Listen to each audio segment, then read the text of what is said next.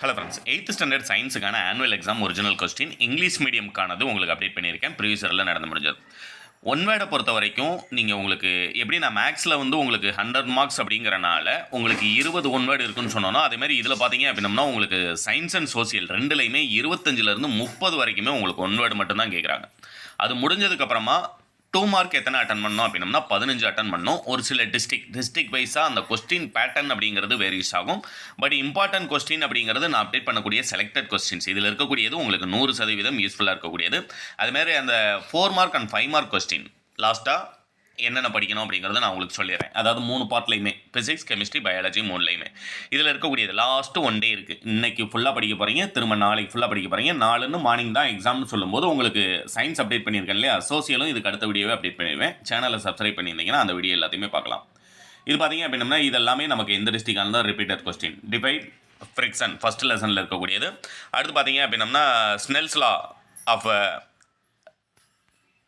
Refraction. அடுத்து பார்த்தீங்கன்னா question number 35ல் இருக்கக்கூடிய நாய்ஸ் பொல்யூஷன், அது வந்து இம்பார்ட்டன்ட். அதுமாதிரி கொஸ்டின் நம்பர் 36 அண்ட் 37ல் இருக்கக்கூடிய ரெண்டுமே பார்த்தீங்க அப்படின்னா 36ல் நேச்சுரல் அண்ட் ஆர்டிஃபிஷியல் மேக்னெட்ஸ் கேட்டிருக்காங்க. அடுத்து name the Indians worked at NASA 37, அது வந்து இம்பார்ட்டன்ட்.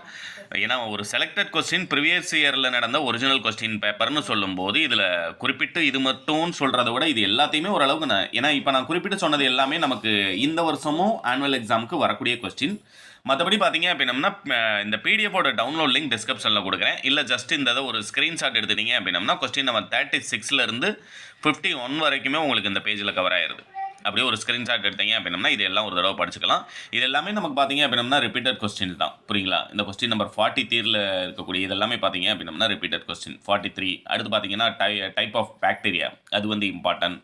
அடுத்து பார்த்தீங்கன்னா கொஸ்டின் நம்பர் 48ல் இருக்கக்கூடியது, கொஸ்டின் நம்பர் 50ல் இருக்கக்கூடியது பயாலஜியில்.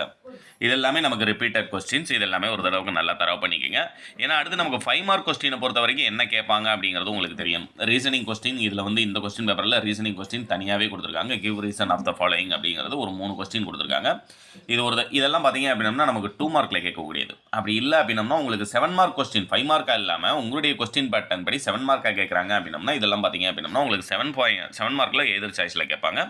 5 மார்க் பொறுத்த வரைக்கும் இதில் ஏன்னா எதுக்காக இதை செலக்டட் கொஸ்டின் அப்டேட் பண்ணேன் அப்படிங்கிறது நான் உங்களுக்கு சொல்லிடுறேன். ஏன்னா எதர் சாய்ஸில் 5 மார்க் கேட்பாங்க. பட் இதில் மொத்தமாக கொடுத்துருக்கும் போது கண்டிப்பாக இதில் இருக்கக்கூடிய கேள்விகள் படிச்சிருந்தீங்க அப்படின்னா நீங்கள் எந்த டிஸ்ட்ரிக்டாக இருந்தாலும் அட்டன் பண்ண வேண்டிய எல்லா 5 மார்க்குமே உங்களால் சிம்பிளாக அட்டன் பண்ண முடியும். இதுலேயும் பார்த்தீங்கன்னா கொஸ்டின் நம்பர் 56ல் இருக்கக்கூடிய list out the uses of magnets, அடுத்து பார்த்தீங்கன்னா அச்சீவ்மெண்ட்ஸ் ஆஃப் சந்திராயன் 1, இதெல்லாம் பார்த்தீங்க அப்படின்னா நமக்கு ரிப்பீட்டட். அடுத்து கொஸ்டின் நம்பர் 60ல் இருக்கக்கூடிய சோலார் எனர்ஜிஸ், அது ஒன்று இம்பார்ட்டன்ட் படிச்சுக்கோங்க. அடுத்தது பார்த்தீங்கன்னா ரொம்ப இம்பார்ட்டன்ட் இந்த கொஸ்டின் நம்பர் 62 அண்ட் 63ல் இருக்கக்கூடிய இது ரெண்டுமே இந்த வருஷமும் நமக்கு பயாலஜியில் கேட்கக்கூடிய மோஸ்ட் இம்பார்ட்டன்ட் 5 மார்க் கொஸ்டின். இது அப்படியே ஒரு ஸ்க்ரீன்ஷாட் எடுத்துக்கோங்க. இதோட பிடிஎஃப் டவுன்லோட் லிங்க் இல்லை அப்படின்னா உங்களுக்கு 1 மார்க்லேருந்து ஃபுல்லாகவே இருக்கிற மாதிரி பிடிஎஃப் டவுன்லோட் லிங்க் டிஸ்கிரிப்ஷனில் கொடுக்குறேன்.